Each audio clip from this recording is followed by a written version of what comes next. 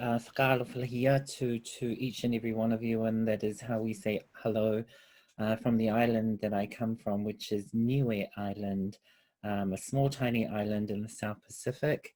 I belong to the Polynesian peoples within the Polynesian Triangle in the South Pacific. I live in Auckland, New Zealand, also known as Aotearoa.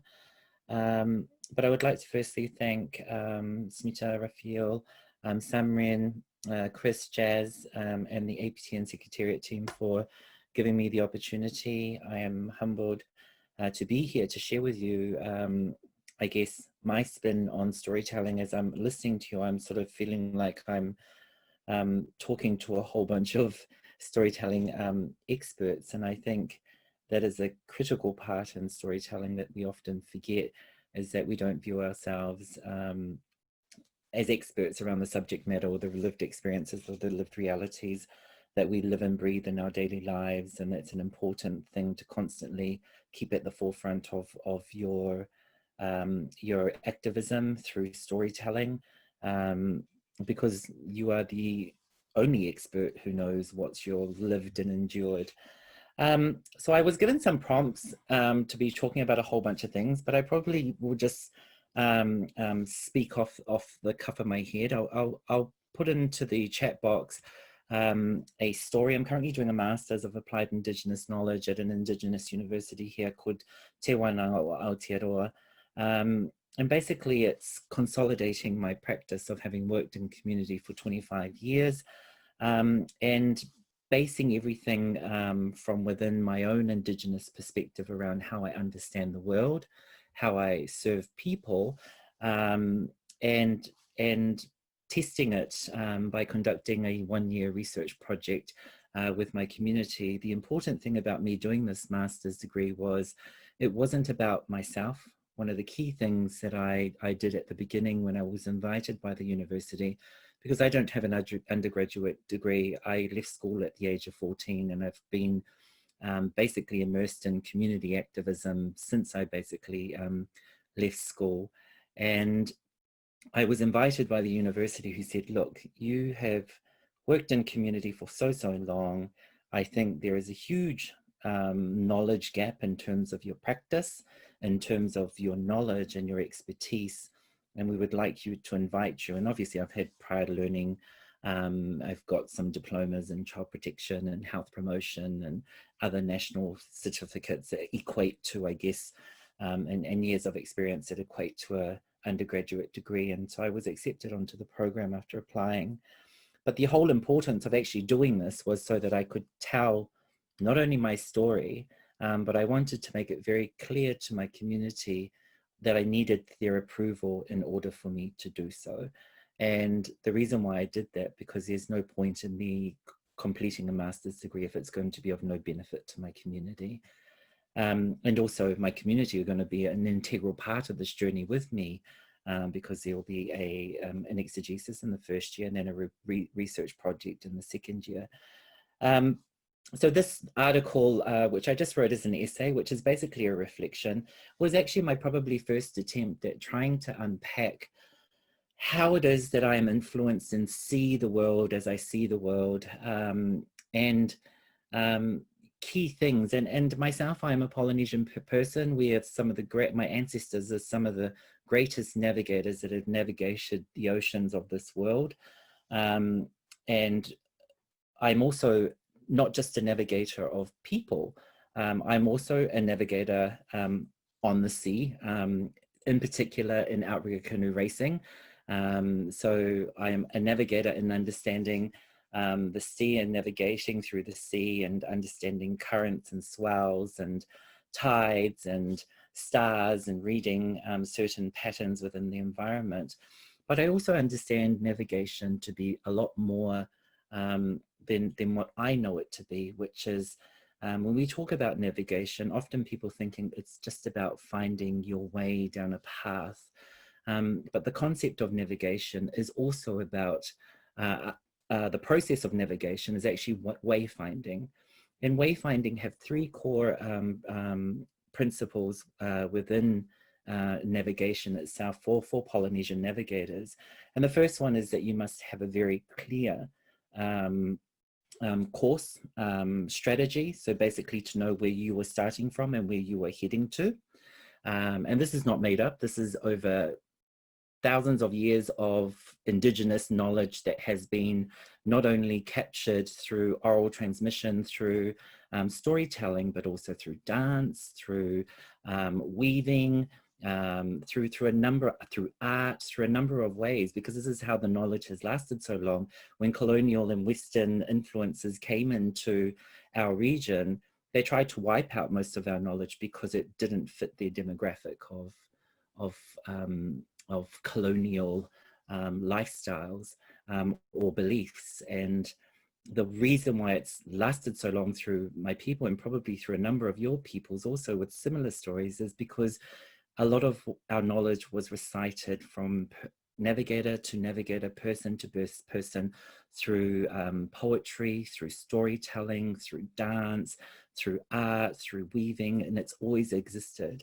So why I was talking about that is the three key components of wayfinding for me that I sort of underpin my foundation of navigation through is the first one being the core strategy, knowing where you're starting from, where you're going to. The second is not deviating from that strategy, because often we can tend to, oh, look, there's a pretty island over there, and we want to steer off our course. It's not about that. It's about actually staying true.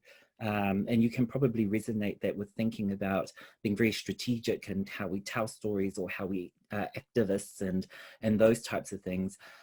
So staying. And then the third part is actually about arriving at where you come from, which is probably also synonymous to achieving, you know, being successful in achieving that goal of getting from one point to another, but it all being about clarity.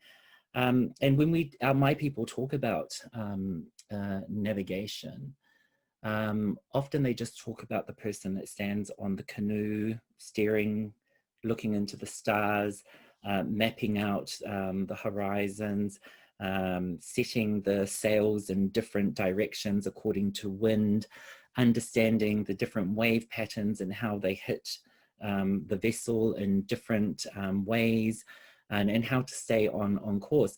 But for me, as a whakawhiwhine person, and I'll just let you know, whakawhiwhine literally means or relates to my mannerisms, so my feminine mannerisms, and how I relate, or how I see it. And if you do read my reflection that's been published, it's basically to pin a bit beyond talking about the person that just stands on the canoe and directs it. It's about talking about my background as being a dancer. I was a professional cultural entertainer when there were no trans women or trans people dancing in predominantly cisgendered dance groups. And I traveled the world with some very renowned Pacific composers and choreographers and directors.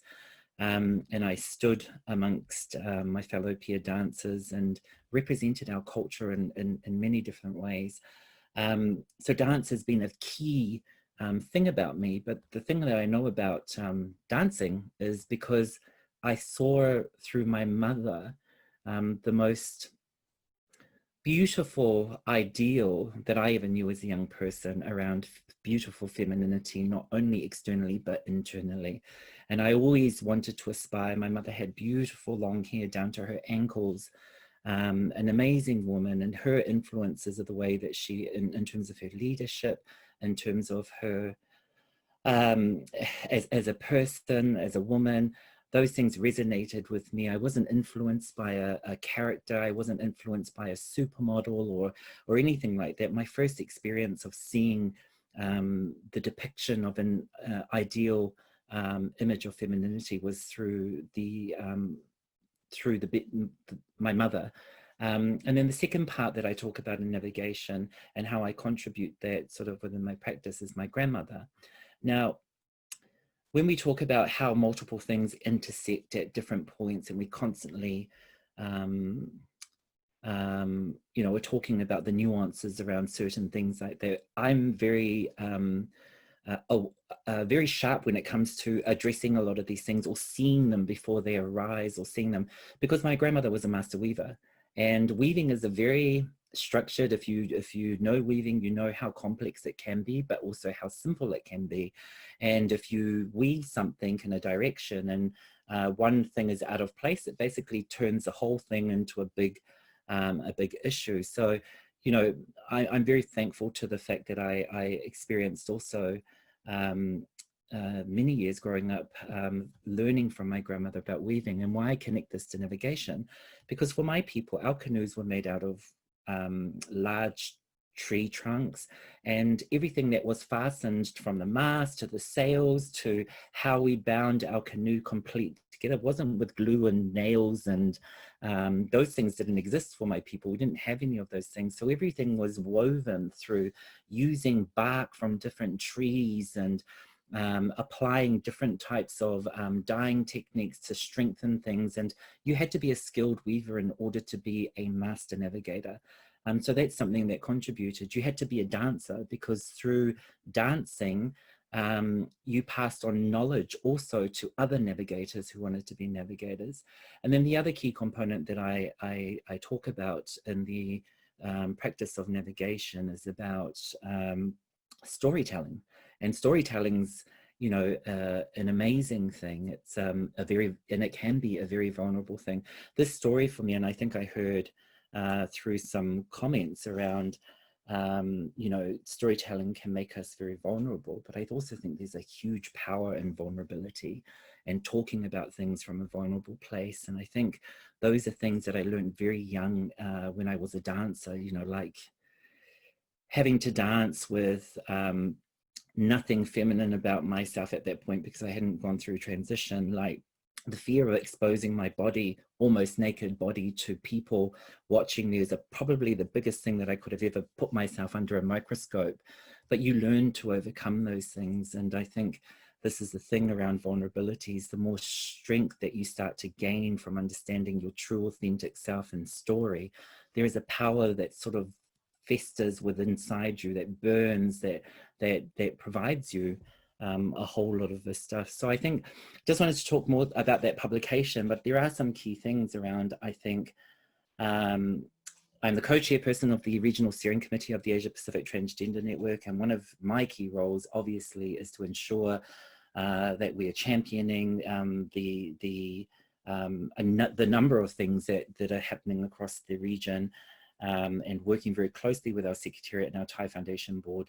But also the other big part of my story is to be a storyteller to donors and funders. Why is that important? Because without having the art of storytelling through those channels, it minimizes what we can contribute to our country partners for them to be able to access some resourcing or to be a part of a research project and documenting their experiences and connecting them with, you know, different human rights related bodies and treaties and what have you not. So it's very important to be able to understand it. I think there's also a key thing for me around why I never shy away from that, because I feel that there's a, I think not only about my story or the context of my community, I think about people that live in, trans people that live in India, in Nepal, in Malaysia, in the Philippines, in Samoa, in Tonga, and these are only a few countries, but I think about every single person and what their daily lives must be like, and what it is they have to contend with, whether it be a regressive government and harmful laws and policies and practices. These are things that I have to be very aware and very attuned to.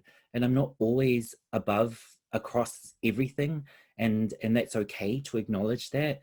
But I do rely on people coming to talk to me about stories. And these are things that I thread and I embed, even though they're not my stories. But if I have the privilege to sit before people, to advocate for people, to put that as a part of my activism, I don't necessarily see it as a point in, as a form of art or poetry at that point. I hold that with the greatest of responsibility to know that I am doing everything possible to champion something for people that will hopefully be able to connect with them. And I'm not, I'm very clear around the fact that I don't have savior syndrome. I'm not the type of person that says, I'm coming in to save all of the trans people across Asia Pacific, because I'm very clear. But what I'm very honest with myself about is, if you were in a position to be able to advocate for a story, one of the key things when I first came into the Asia Pacific Transgender Network was there were some very contentious issues around trans feminine representation, trans masculine, trans feminine representation. And as a governor, a person sitting on a governing board, I wanted that to be completely removed, because my role was, you're not here to advocate because you're a trans man only for trans men, and you being a trans woman, you're not here to advocate just for trans women. We have a responsibility to advocate for all trans people all over the regions. And this is about shifting that narrative, because sometimes our context can situate us in very fixed, depending on your own lived experiences and whether it be negative and it had burdened you. I've been burnt. Like nothing other than probably a bullet can phase me in terms of what I've experienced by being ripped apart by my own community members, my family, government, you name it. Every single person possibly that has wanted to have a go at me has wanted to have a go at me. But when I think about navigation, when I think about people who have influenced me, people who have mentored me, I think about the pain in my story, I think about the successes that I've achieved, I think about all of these wonderful, amazing things and bad things that have happened in my life. And I've made it a point where I've drawn a line in the sand and basically said, I'm no longer going to be a victim. I'm going to use my privileges. I'm going to infiltrate spaces. I'm going to not only knock on doors, I'm going to kick down doors and say to people, enough is enough. You know, I am equally as human as you are, just as the rest of my constituencies and communities all over the Asia Pacific region and the world, and holding on to that. And like sometimes you really question, but I'm also very reflective as well. Is what I am doing of value? Is it going to be harmful? You know, and I'm checking in with people, keeping a close connection with key people that I know that are going to stand by me equally as I stand by them. I'm not here to stand in front of people. I'm always standing on the side of people or behind people, whether it be holding them hands or just giving them a little push forward, because that's what it's about. We can't continue to be good storytellers if we are not thinking about what you know, who's with us through this journey, because we have to be critical and mindful that the word I think that most people use is succession planning. Like who after us, who in our community, if not our family, who in our trans community and our trans families are we going to teach to be good storytellers, so that our DNA is always going to be living and breathing and voiced and visibilized through people that we know. It's the same thing about genealogy. Like many people tell you, you got no children, your genealogy won't live in my family. But there are key people that I have strong relationships with that have all stood up for me and said, well, yeah, just because she doesn't have children, she raised me as a child and she's like a second mother to me. So of course her DNA and her position in our genealogy is going to live on, not just through me, but my children, my grandchildren. And so for me, it's also about relationships and thinking about those key relationships. So yeah, I think about all of those things and always holding on to the fact that, you know, whether I'm in the position of being in a space in the United Nations, or whether it be sitting on the floor in a community hut with people, nothing changes about me. I'm the same person sitting with my people on the floor as I am sitting on a chair with a diplomat in the UN. And just because I'm sitting there, it doesn't need to change me. I'll still ask the questions, even if I think they think it's dumb. If they think it's dumb, at least I know that it makes sense to my people, because those are the things through storytelling, is who are we trying to influence with our stories? Are we speaking a different story just to suit the diplomats, or are we truly speaking something that really connects and resonates with our people? Because that's really ultimately who it should be connecting with, because the diplomats come and change, like, you know, you change your underwear. They come daily, left, right, and center. You're talking to people like that constantly, but I think the DNA consistently lives through the people that we sit with at their feet. And I think this is the greatest thing about understanding the key tools that you have in everything you do. And I write about hands and feet, because my hands and feet are the greatest tool that I have that can serve people and continue to do what I do through all my art. So I just wanted to share with you, I guess, my bit, but also remembering as well that you are thinking about the things around potentially whether it's going to cause harm or if it's going to do any good. And as long as you're in the frame of knowing that it's going to be doing a good thing. And like I said, you know, you're all expert storytellers. I've already heard half of your conversation, but if there are any questions, please just ask away.